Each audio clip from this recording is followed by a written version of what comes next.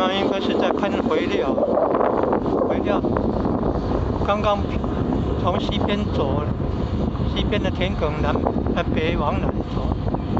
现在看到的是那个东边的田埂往北走，然后站着向田的中间喷过去的话，那喷肥料啊，肥料一粒一粒小小粒的。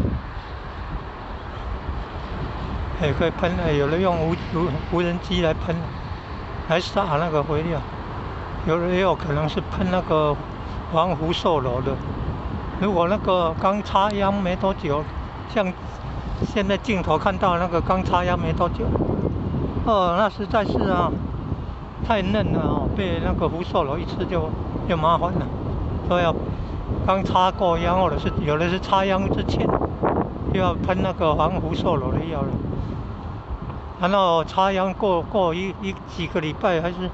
1个月，还是几周，还是1个礼拜，就要喷那个肥料了。刚刚看到那个可能是喷肥料。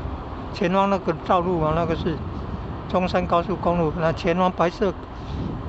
那个4、5层楼高的楼房，那是西宁休息站了。往右边是北上。